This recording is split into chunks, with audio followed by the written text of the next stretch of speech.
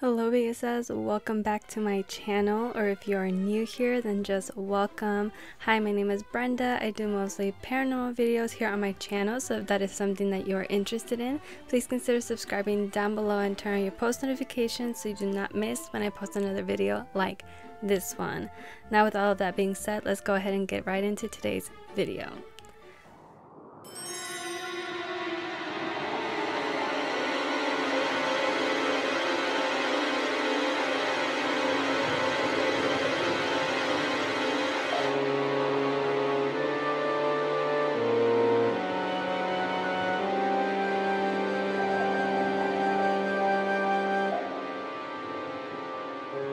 Alrighty you guys, I think I am going to be posting this on Halloween day. I am not too sure yet, but if this is going up on Halloween, then happy Halloween, or just happy Spooktober in general.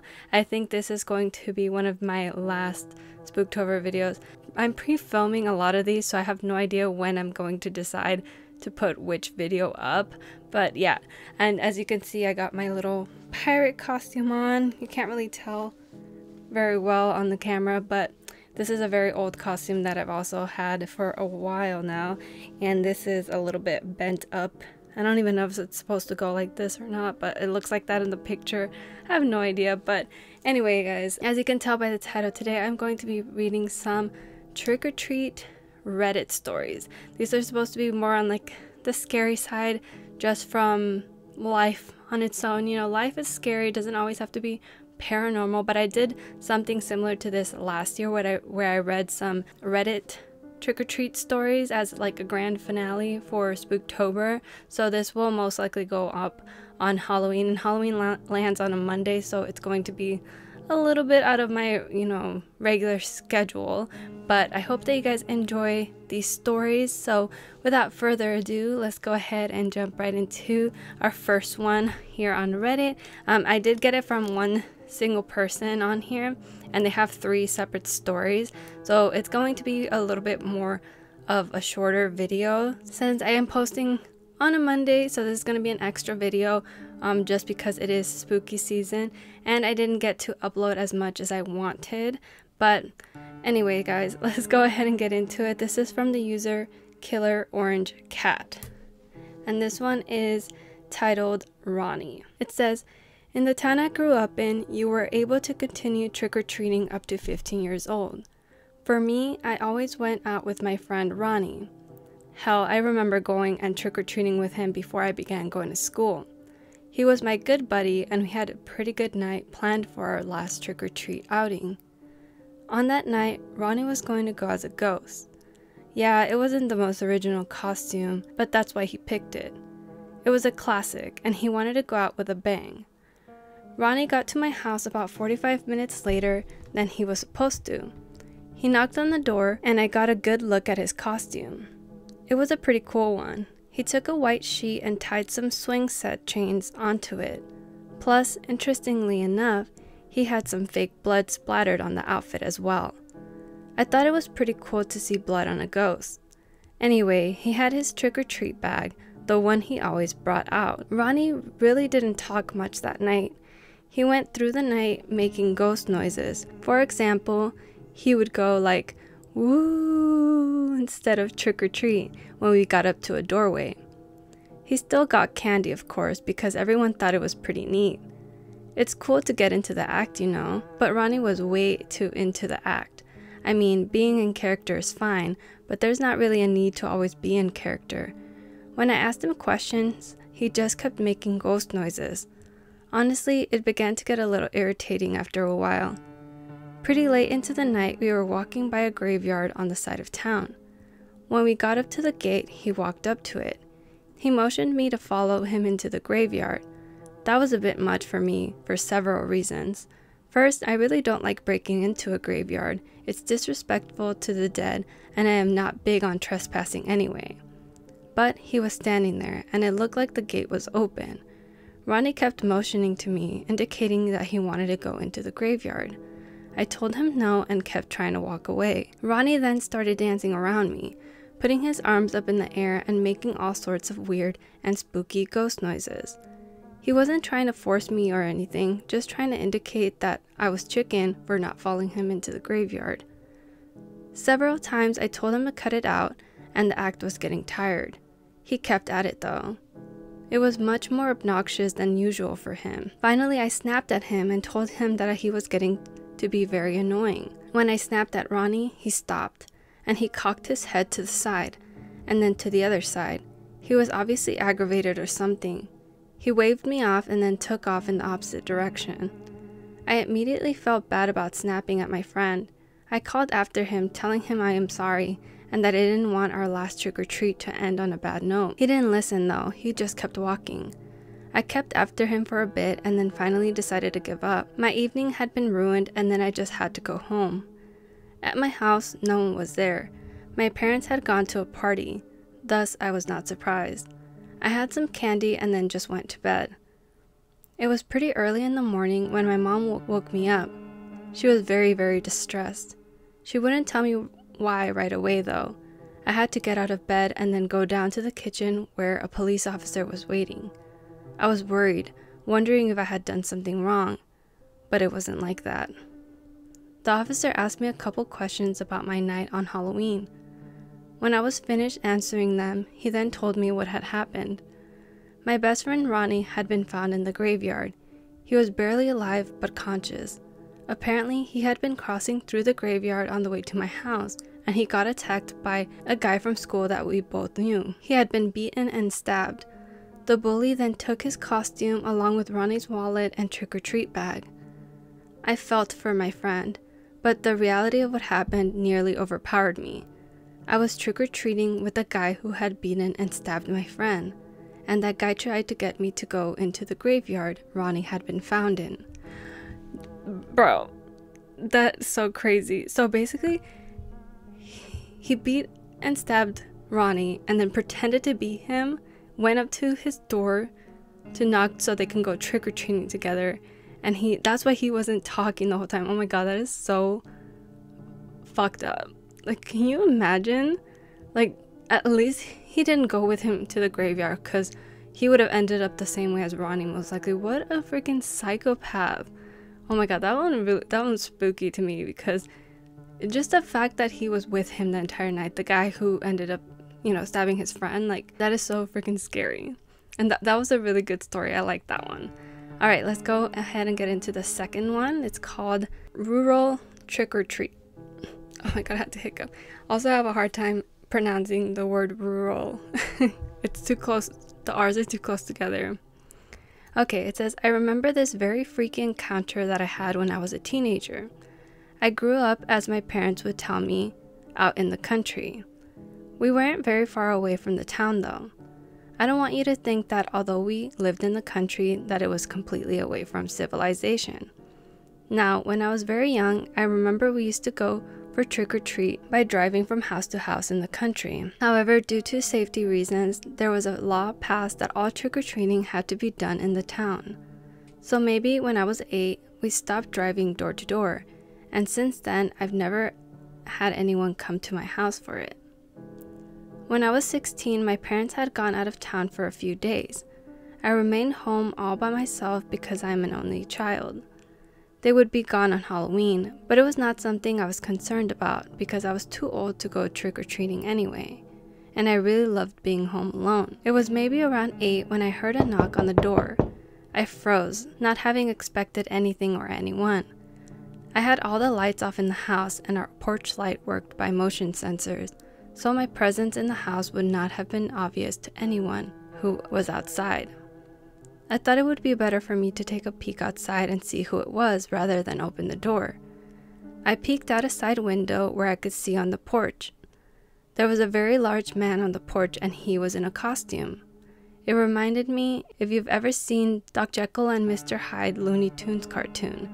Jekyll turned into a huge green-skinned creature wearing a top hat and jacket. It reminded me of that. He had an axe up on his shoulder and he was carrying a large pillowcase in the other hand. The pillowcase was dragging on the floor. My immediate thought was, of course, to just pretend like I wasn't home. Perhaps he would be there for a few moments and then just leave. Perhaps he had to come to the wrong house or something. I wasn't sure, but I just hid behind the curtain at the window and I watched him as he stood on the porch. He knocked hard on the door again, and this time I heard him yell, "Trick or treat." After my initial surprise, I then began thinking that this was a dangerous person. I know that might seem odd, but I hadn't come to that conclusion before. But what it seemed like to me was someone too old for trick-or-treating who also was out in the rural part of the country where I mentioned that trick-or-treating was not allowed. I really didn't know what to do. I listened to a lot of scary YouTube stories and I read comments where people criticize the person telling the story for not calling the police right away. But when you're in a situation like this and not just listening to someone else telling the story, it's not as easy as you might think to call the police. I mean, I was mesmerized just watching the guy on the porch and wondering what this odd person was up to. And what would I have told them anyway? Hey, Mr. Hyde from the Bugs Bunny cartoon is on my porch and is trick-or-treating? The man yelled, "Trick or treat," a few more times. He then walked over to one of the windows on the porch and tried to look in the house. He repeated this with several more of the windows, and then I noticed him looking in my direction. I don't think he noticed me, but he was just trying to look in all of the windows. When he began walking toward mine, I quickly laid down on the floor under the window. Hiding under the window was much scarier than seeing the guy had been. At least when I noticed him, I knew where he was. As I lay under the window pane, I had no idea. I was about to get up and peek again when I heard him tap on the window. I stayed on the floor. He tapped a few more times and then it was quiet. I lastly heard a sound of something crushing and then it was quiet. When I finally had the nerve to get up, I peeked out the window again. My jack-o'-lantern was destroyed. There was no one on the porch. However, that was really not very comforting. My nerves were completely shot and I was not able to relax for the rest of the night. I got a phone call the following morning from a friend of mine who had lived in the country too, not too far from my house. She explained seeing the man I had seen and that this behavior was similar too. Her parents had gone to a party and she was alone with her little brother. She had grabbed her father's rifle and had to threaten to shoot the guy if he wouldn't leave. There are some weird people out there, and many of them come out on Halloween. Oh my god, that's so scary. I feel like people like this are the type of people that ruin Halloween for everybody else, because now there's all these kinds of rules because people do like the weirdest things on Halloween because they know that on Halloween is an opportunity for them to knock on somebody's door and have them open it because, of course, there's going to be trick-or-treaters. But it's a little bit different in this case, obviously, because they're in their area, in their town, they don't do trick-or-treating anymore. I guess by a certain time or just in the town in general. So it was very odd for them to try to take that opportunity. But I agree, a lot of weirdos come out on Halloween, it's their one time to shine. But I really like that story too. Alright, so let's go ahead and get into story number 3. This one is called Attic. It says, I have a pretty good setup for trick-or-treating on Halloween. I inherited a really big house from my aunt when she passed away. It basically had 3 stories, but I guess you could consider the top floor to be an attic. It doesn't have a lot of insulation in it and no trapdoor ladder. It's just a regular staircase, though much more narrow than the other ones in the house. Much of my aunt's possessions were still in there and I rarely went up there for any reason. The best part of the house was that it did indeed just look like a creepy old house. It also had a really huge porch. I was able to really deck it out with decorations on Halloween. I had all sorts of neat things on the porch and in the yard. It was relatively warm enough that I could hang out on the porch in a rocking chair while kids came and trick-or-treated. That was my first Halloween since I had been in the house. I had no idea what trick-or-treating was like in that town, but I wasn't disappointed. I mean, the neighborhood came out in full force. It was amazing how crowded the streets and sidewalks got. But I loved it, and the kids seemed to like my overdone decorating approach. About an hour into the event, I was having the time of my life. A couple of children came up to my house and I gave them some candy. Before leaving though, a kid who may have been around 8 years old told me, "I like the ghost in your attic window," and he left. It should have given me more pause than it did.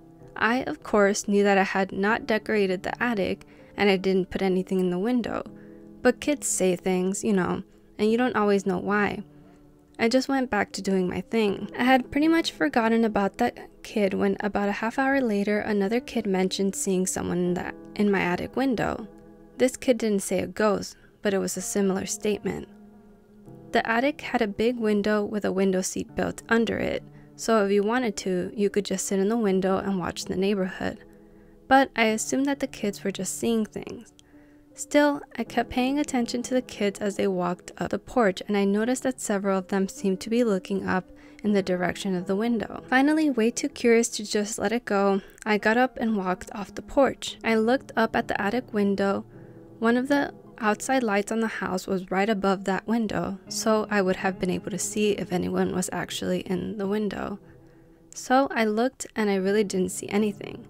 For a moment, I just assumed that the kids had been seeing things, but then I distinctly saw a large black shape moving in the window. There was definitely someone or something in my attic. I did the only thing that I could. I called the police, but it really was problematic since the streets were littered with children. It took forever for them to get to my house, and I kept giving out candy while it was happening. I was so distracted though, feeling uncomfortable that someone was in my home and doing God knows what. Eventually, after nearly an hour of that, 2 officers approached my home. They were on foot too. I told them what I saw and they went into the house. They told me to remain outside and I did. I kept handing out candy and waiting on pins and needles for the cops to apprehend whomever was in my attic. It took a little while before the officers came back out. I was surprised that when they did, there was no one with them. They told me that they searched the house and my backyard and they were unable to find anyone. I asked if they checked the attic too, and they told me that they had. There was no one and no sign of a break-in. There was no comfort in what they told me. Several kids had seen someone in the attic, and I had seen someone in the attic too. I don't believe in ghosts, and I am not claiming there's a ghost in my attic. I think there was a person in there. When trick-or-treating died down, I was nervous going back in my house alone. I grabbed a kitchen knife and I went to explore every room in the house. I found no one, just like the police had told me. I made sure all of the doors and windows were locked, but even that didn't help me feel any better. I'd hear noises such as someone walking around. It was probably just the house settling, but my fear turned it into something more. If there was anyone in my house that night, I don't know how they got in and got out without leaving a trace. I don't know how any of it happened. But it was scary because anyone who can evade the police so easily would have no problem getting back into my house whenever they felt like it. Ooh, that was quite something. That was a lot. I feel like whether it was an actual person or a ghost, either one is pretty terrifying. And exactly for that reason, you don't know if they have a access that you're not aware of into the house. And either way, sometimes people are scarier than ghosts, right? Because, you've never really heard of ghosts doing anything to people unless it's like a demon or something. But usually it's humans who cause harm, right? But that one was really spooky, especially because all the kids kept pointing it out to her. She was just like, I don't know what you're talking about. Because maybe when you're putting up decorations, you kind of forget exactly what decorations you have, and maybe she was like, oh, maybe I did put something there, maybe it was a little dangly ghost or something. But either way, super scary, because if it was a person who was walking around there the whole time just hanging out in her house, how intrusive and scary is that, right? But that's going to be the last story, guys. I really do hope that you enjoyed these 3 spooky trick-or-treating stories as a last little touch of Halloween. I am so sad that Halloween is so close by and that it's almost over. And of course, when you're watching this, it's probably already Halloween day and you probably already did your Halloween plans over the weekend. But I hope you guys had so much fun with Spooktober and that you guys enjoyed all of the videos that I was able to put out for you guys. I really was doing the most trying to film these whenever I had the chance. It was a lot of work because I wanted to do way more than what I ended up doing, but As I said, for some reason, the month of October seems like to be so short and not enough time to do anything. And now I'm out of breath and I'm tired. But yeah, guys, as I said, I hope that you enjoyed. But before I do end today's video, today's comment shout out goes to this person right here. Thank you so much for leaving a nice comment. As always, I really do appreciate it and it really makes my day. And if you want to be the next comment shout out, all you have to do is leave me a nice comment down below, and that's it. And yeah, guys, I think that's it that I have to say before this video is over. I'm really sad that Halloween is over with. I love Halloween time so much, and I am not ready for the rest of the holidays, to be honest. If I could have a longer time with Halloween, I would extend it. And this year is just different. I had a lot going on emotionally and in my life in general, so but yeah, you guys probably don't care. But yeah, guys, thank you so much for watching. Hopefully I will see you in the next one. Don't forget to stay safe and be kind. Bye bye.